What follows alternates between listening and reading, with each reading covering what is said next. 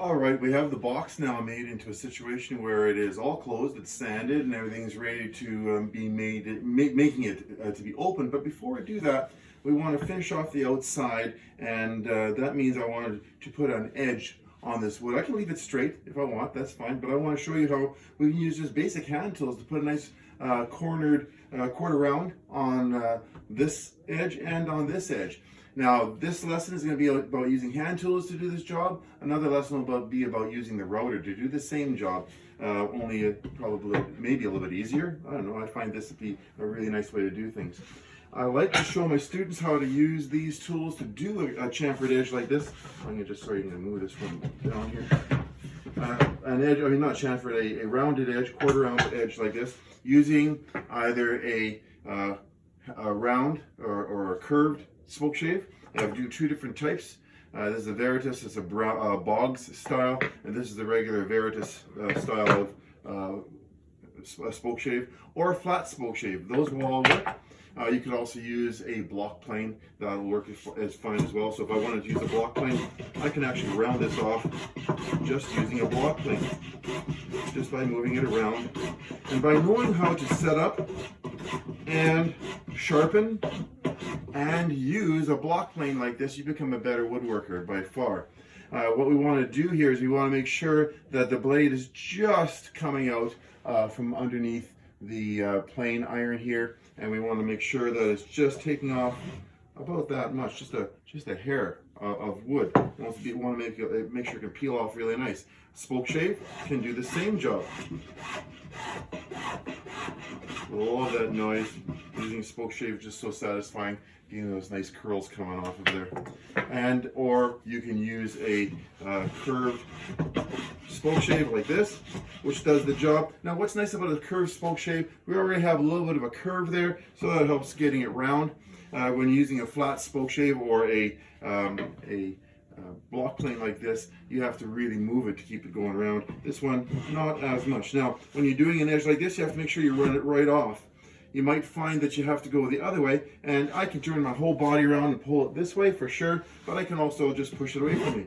The Japanese do that with the majority of their tools. They work away from themselves, and I find that to be not a problem at all. And then this edge here, I can do the same thing again, pulling it right through.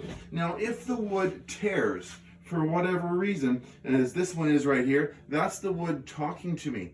As the wood tears like that, I realize I have to turn my whole tool around and push it the other way to avoid that tearing out. Now, the problem with pieces like this is a piece of birch that I've glued onto pine. The birch quite often has little tear outs like that, and you have to have good sharp tools and make sure that you pull all the way through. And if it looks like it's tearing out, just turn your tool around and then go the other way, and it'll take care of that problem more often than not. And this one it did. But also having a sharp tool matters a lot too. But always listen to the wood. If it starts to tear out in you, don't try and force the situation. Always try and work through it by just taking it a little bit, taking the blade and turning it around. Same thing with the block plane. You're going to find the same effect. This block plane is taking off just a bit too much. I'm going to turn it back just a bit. And then I go around and create that quarter round. And you do that all the way around the box. Then when you've got it roughed out, you get yourself a rasp, and this happens to be a hand-cut rasp. And I'm going to just finish off that process. Now, the reason I like to teach this to students is quite often we forget to teach the hand tools that are basic to the woodworking process.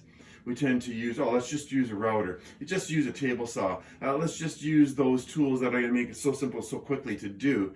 But if you use hand tools, learn how to use the hand tools, that student, that person is going to become a better woodworker for it, because they'll be able to fall back on those skills that are needed to be able to use your hands properly in order to make a project. And by forcing a person to use hand tools to make a routered edge like this, or a handmade edge, is, I think, just a beautiful thing to do.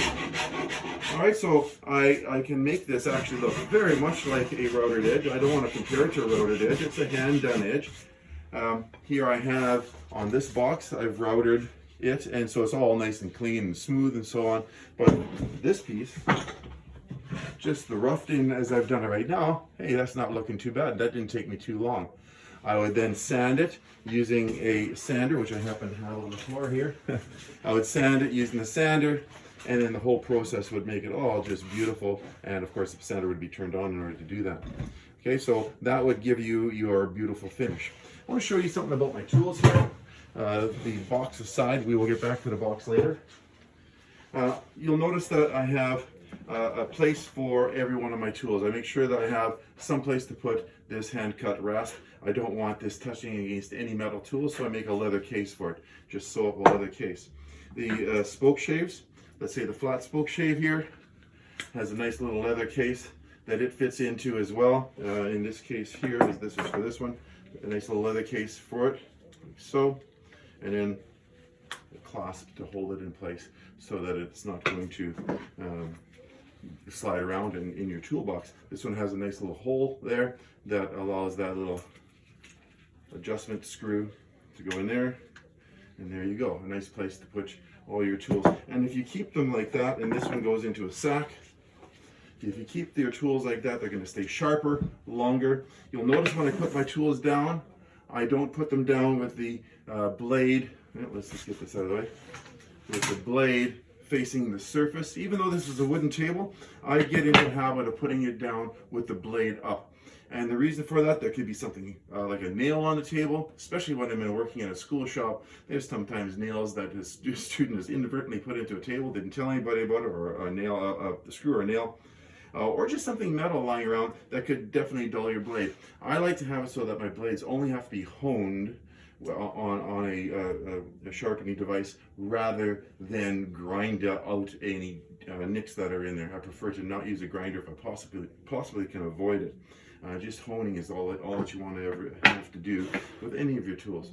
So keeping care of your tools, we can then use them to do some really cool hand working things that you wouldn't think to do otherwise. You think, oh, okay, I'm going to use a router to do that because it's not a lot easier. Using a hand tool is much more satisfying. Now that I have, it's COVID-19 time, I got time in my shop, I'd much rather use a hand tool to shave up and shape up whatever it is that I'm making. Next lesson is going to be about a router, just so you can compare the two. See you then.